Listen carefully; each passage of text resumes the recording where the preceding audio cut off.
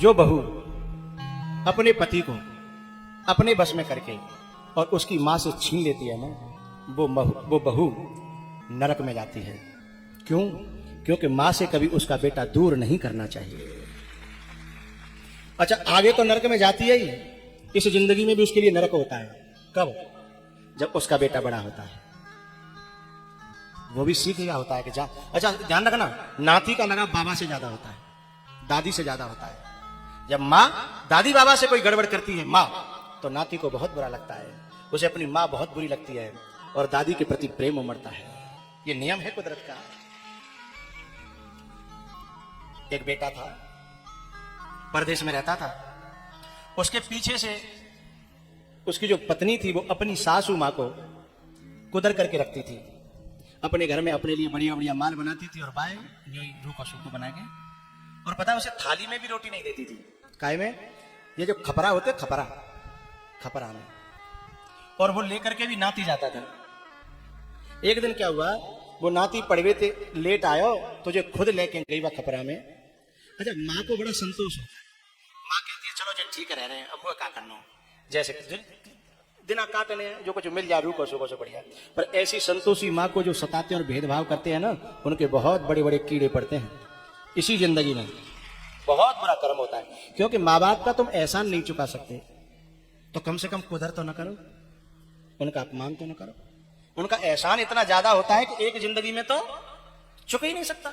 लेकिन तुम एहसान नहीं चुका रहे, कोई बात नहीं, लेकिन कम से कम बिनई को खेत, बिनई को मकान, और जो नौकरी में जो पैसा कमा रहा होगा बिनई को पढ़ाया हुआ। और आज बिनके में दूध में मीड़ के रोटी नहीं है, वे बादाम नहीं मांगते हैं, वे छुआरे नहीं मांगते। उनका मन चलता है कभी कभी दूध में बाजरा की रोटी मेरे को, उनका मन चलता है कभी मठा के ले, और उसका भी जो इंतजाम न कर सके, वो कोई औलाद है, वो कोई बहू है? नहीं। पता है, वो जब रखने के लिए गई ना खाना खपरा में, इतनी देर में नाती पीछे से दौड़ा, मम्मी मम्मी, अरे मैं आ गया, मैं ले जाऊंगा। बोले कोई बात नहीं, मैंने ले लिया, चल दोनों चलते हैं। अब दोनों चले तो जिस खंडहर में वो बूढ़ी मां रहती थी, वह खंडहर में खपरन को ढेर लग रहा। उसने कहा ये खपरा, ये इतने खपरा कहां से आए?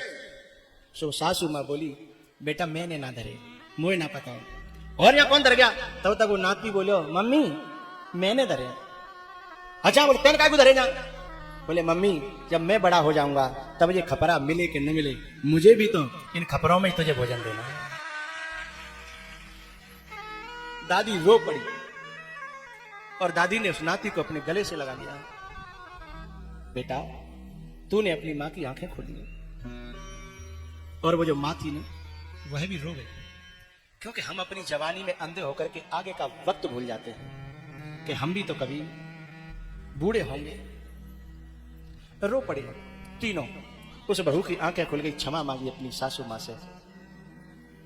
वो बहू भी अच्छी है जो आज कथा सुन करके ये समझ लें, और जो सुने और समझे नहीं, उन्हें तो नरक में भी जगह नहीं मिलेगी। जिन माँ बाप का एहसान, जिनका दिया हुआ तुम्हारा जो सुहाग है ना, तुम्हारा सिंदूर, वो तेरी सासू माँ ने ही जो मल के तेल मालिश करी, बेसन ते नवायो, बाकी तलवा पे मालिश करी, दूध पियायो, इतना बड़ो कर दो। और ऐसी के एहसान को जो भूल जाती है जवानी के मद में, उसे बहू कहना उचित नहीं है, वो तो डाहिन है। और वो केवल अपनी सासू को ही दुख नहीं दे रही, उसके बेटे को दुखी कर रही है दूर रख करके, उसका अपने पति को भी तो दुखी कर रही है, जो जिसे परमेश्वर कहती है, जिसके लिए करवा चौथ का व्रत रखती है। कभी तूने उसके आंसू पहुंचे? वो अपनी मां से दूर रहकर के कैसा रहता है, अपनी मां से अलग होकर के उसकी दशा क्या है। कुछ तो ऐसी कुलक्षणी होती है, मुझे बड़ा दुख होता है जब कभी तनख्वाह को समय आवे या कमाए के लाया हो, और बाद समय पे यदि मां के पास चले गो ना तो कलेश कर देती है घरवाली कि तू भाई दे आयो होगा। अब बताओ, जिसका सब कुछ है भैया देवे में इतना कलेश। अरे डाहिन, ये तेरे को आगे भुगतना पड़ेगा। आज तू पागल हो गई है, कल तेरी भी बहू आएगी और तू भी सास बनेगी। उन दिनों को कभी नहीं भूलना चाहिए। लेकिन माँ इस भारत की इतनी करुणावान होती है, बताए यदि काऊ को बेटा छुप छुप के आवे माँ से मिलने के लिए और बहुए मालूम पड़ जाए कलेश करो, जो माए मालूम पड़ जाए तो माँ कहते तू मुझे मिले भी मत आओ करे, तेरी बहू कलेश करती है ना, मैं तो तेरी माँ हूं, मैं तुझे हमेशा क्षमा करूंगी, पर वो पराई जाइए ना वो तो क्षमा नहीं करेगी, वो गिन गिन के तुझसे बदले लेगी, इसलिए बेटा तू यहाँ मत आओ करे। मेरे हाथ काम चल रहे हैं, मैं तो ठीक हूं, मैं तो खावे को तो दे ही रहा है। बताओ जाको सब कछुआ भी भिखारी बन गए और जिनको कछू नहीं हो वे मालिक बने बैठे हैं। धिक्कार है ऐसी औलाद के लिए हैं जो अपने माँ बाप का ख्याल में रखे।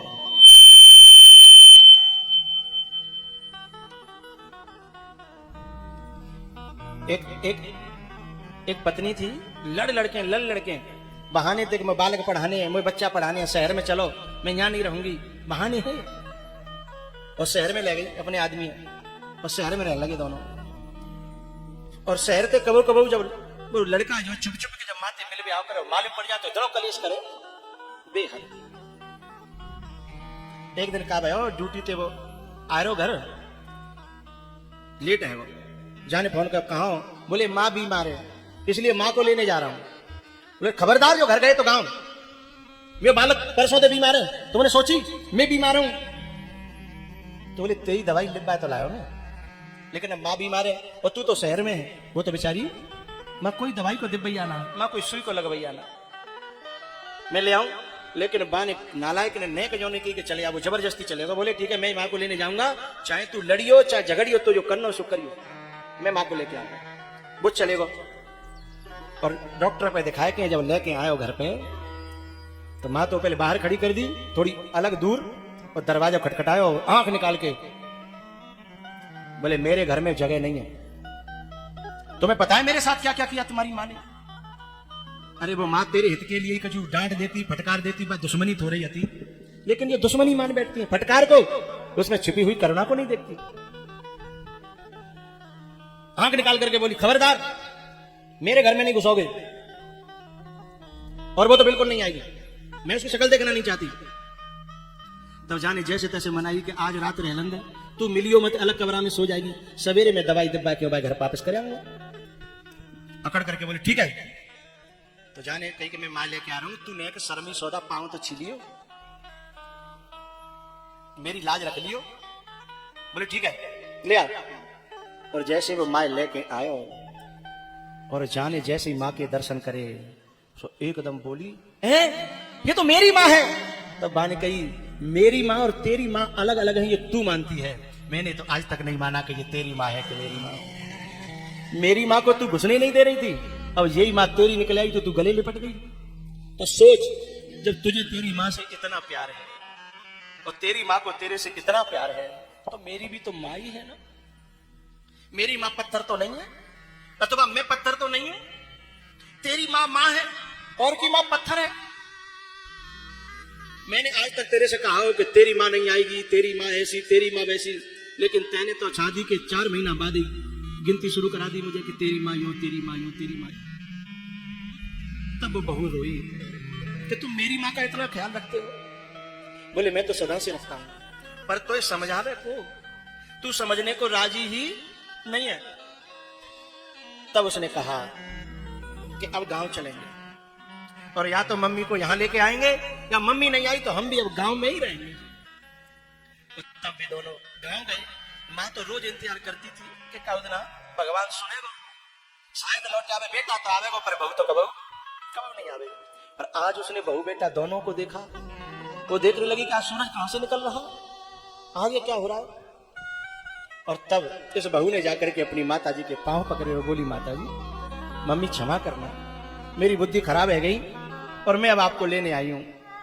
तब रो करके माँ ने कहा मैं तुम्हारे संग रहवे की भूखी ना, बस तुम कबो कबो देख जाओ करो, मेरा मन तो जैते बच जाओ, इतना भी न कर सको तुम तो धिक्कार है। माँ बाप नहीं चाहते कि तुम उन्हें अपनी छाती पर रखो, माँ बाप के हाथ पांव चल रहे तब तक भी वो तुम्हारी सेवा नहीं चाहते, तब तक वो सोचते हमें सेवा कर रहे हैं, लेकिन हमें तो वो भजन लगते हैं ना, हमें वो बाहर लगते हैं। बोली बेटा तू आ गई, तेरा प्रेम बन गो, बस मुंह को इतना ही बहुत है, और मेरे बस शहर में मन न लगा तुम रहो बालकन पढ़ाओ, पर मोते कबो को प्रेम ते बस मिल गए, मेरो कलेजा तो जई में ठंडो है जागो, मुझे और कछु नहीं चाहिए।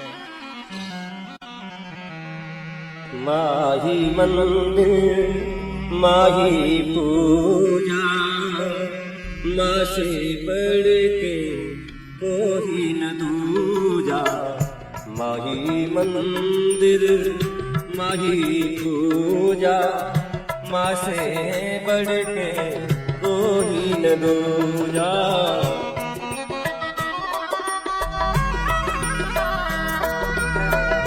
माँ की कुल से जगत बना,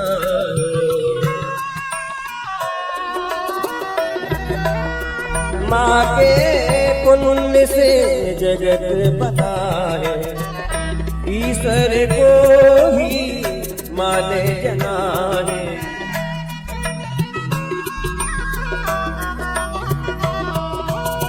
माँ ममता एक कलश है, जीवन जो है अमृत रस है। क्या अंबर और क्या ये धरती, माँ की तुलना हो नहीं सकती। युग आते हैं युग जाते हैं, माँ की गाथा दोहराते। बड़े बड़े आदमी कहते हैं, बड़े बड़े ज्ञानी कहते हैं, माँ का रुतबा सबसे ऊंचा। माही मंदिर माही पूजा, माँ से बढ़ के कोई न दूजा।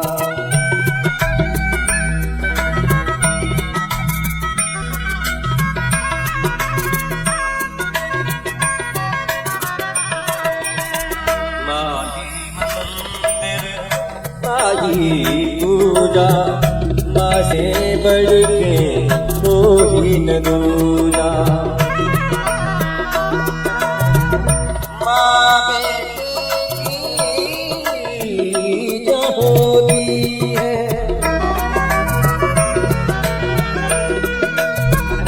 माँ बेटे की जो होती है, वो होते किस्मत वाले जिनकी माँ होती है। माही मंदिर माही पूजा, माँ से बढ़ के कोई न दूजा। माही मंदिर माही पूजा, माँ से बढ़ के कोई न दूजा।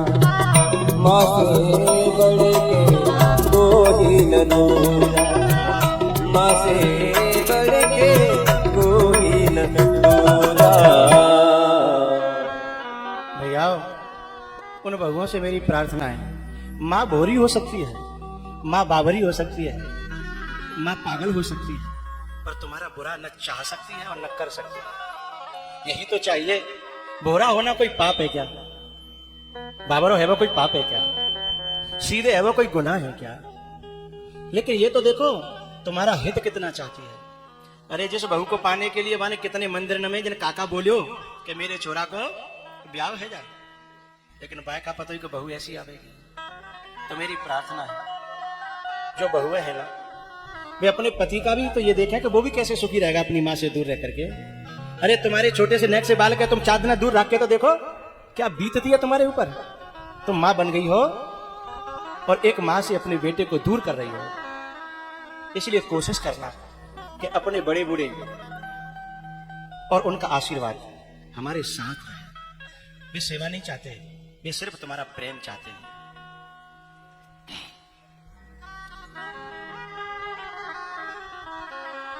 तो वो जो हिरण का बच्चा था ना, वो जड़ भरत जी महाराज को छोड़ करके चला गया और वे इतना प्रेम में फंस गए कि रो रो करके मर गए और अंतिम में हिरण को चिंतन करके मरे, इसलिए हिरण बन गए दूसरे जन्म में।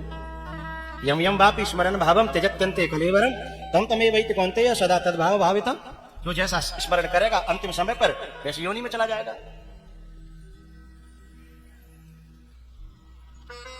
फिर उन्होंने हिरण का जीवन छोड़ दिया, फिर जन्म मिला मनुष्य का। अब की बार उन्होंने सोच लिया कि अब मैं किसी में फंसने वाला नहीं हूं, न परिवार में, न देह में, न विषयों में। बचपन से विरक्त होकर के भ्रमण करने लगे भरत जी महाराज। और एक दिन जंगल में राजा रघुगण पालकी में जा रहा था और उसमें कहार एक थक गया था, उसकी जगह इनको लगा दिया। इनकी चाल अलग थी और कहारों की चाल अलग थी, तो राजा की खोपड़ी फूट गई। राजा ने कुछ उल्टा सीधा कह दिया। बहुत देर तक तो चुप रहे, फिर उन्होंने सोचा इसका भी कल्याण होना चाहिए। ऐसा उपदेश किया है, रघुगण तपसा न चेजया निर्वपड़ा गृहात्मा न छंदसा नैव जलाग्निसूर्यै विना महत्पार रजोभिषेकम्।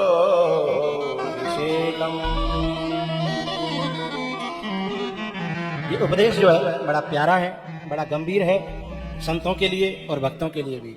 लेकिन इस उपदेश को अब हम चर्चा करेंगे कल। और आज बहुत भारी संख्या में भक्तों का समाज आया है और बड़ी शांति से आप लोग कथा सुन रहे। इतनी भीड़ में और इतनी शांति में बहुत कामना है। खुश रहो।